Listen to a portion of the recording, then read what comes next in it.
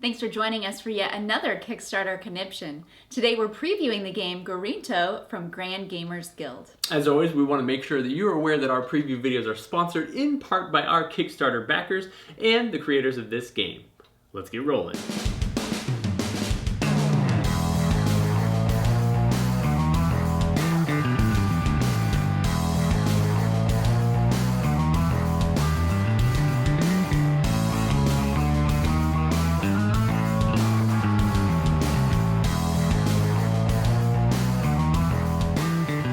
Gorinto was designed by Richard Ganner, it was illustrated by Josh Capel, and it is being brought to Kickstarter by Grand Gamers Guild. It's for 2 to 5 players. It's a tile-based set collection game that's actually based on a Japanese style of pagoda, and you've got the 5 elements in there: wind, water, earth, fire, and the void. Grand Gamers Guild sent us a copy to check out, so let's take a look at how it's played.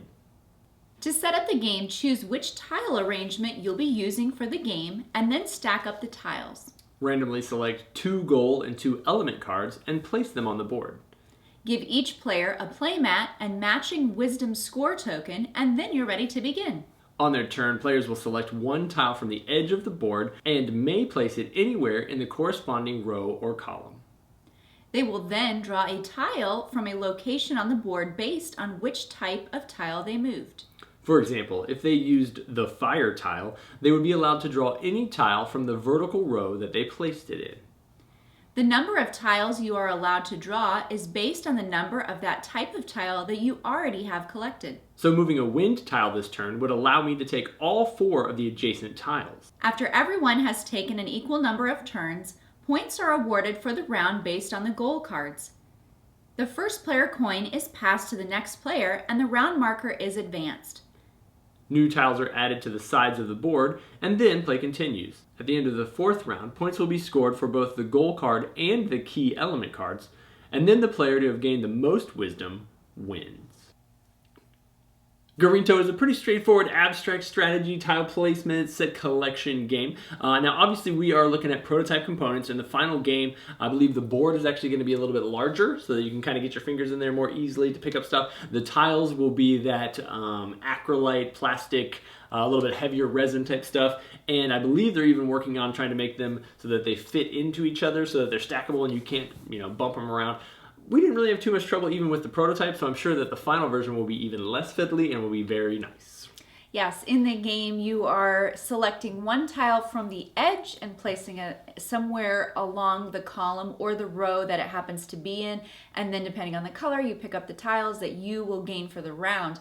The gameplay itself really does depend on what those goal cards are that you score every single round. So there's 2 that you'll score 4 times in the game, and then there's those end game scoring that have to do with which color. So there's 2 colors that are chosen.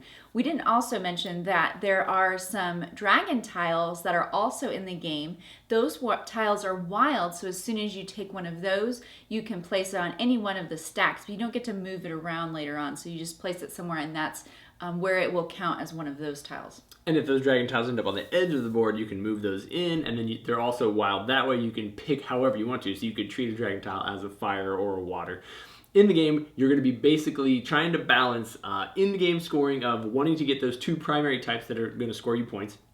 One of the other things that you also have to consider is that, especially early in the game, the way you're able to draw more than 1 tile at a time is by collecting those tiles. And so while it's really tempting to just heavily focus on, like, I just want the fire and the water for this round, that's what's going to score me points at the end, but sometimes there's no fire or water on that sidebar, and so you have, you've weakened your ability to collect tiles if you don't have a little bit of a wider portfolio. So you kind of do want to collect a little bit of everything. And then you very much want to pay attention to how each round is going to score. So if you can if you're scoring all your tallest stacks of tiles, it may actually be better to have like 3 of each type of tile so that everything scores instead of just 2 stacks of 4. You got to kind of do that math in your head. I wouldn't say that I've struggled with AP, and I really haven't seen anybody struggle with AP on it, but the key to actually grasping that victory is making sure you're scoring a bunch of points every single round. Yeah, and those cards that you use that have the different goals on them, there are quite a few that came with the prototype, so I'm assuming that there will be possibly even more that will come in the final version of the game.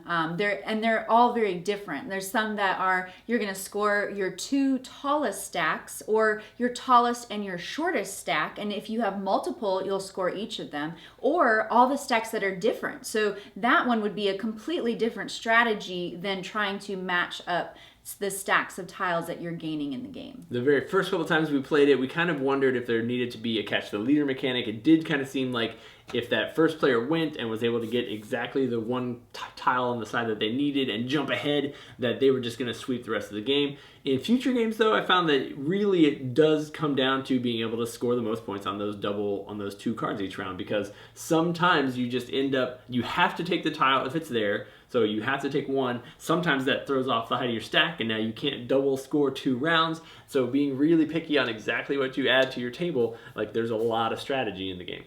Yes. If this sounds like something you are interested in, then you can check out Gorinto from Grand Gamers Guild. And as always, thanks for checking out and subscribing our videos here at Teacher House.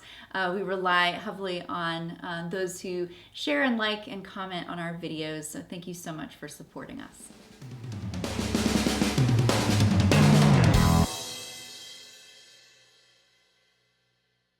Gorinto's a little bit of an abstract strategy, tile pulling and placing thing, and everything goes astray, awry, a word, awry. Awry was correct. That sounds dumb and weird. Yes, it did.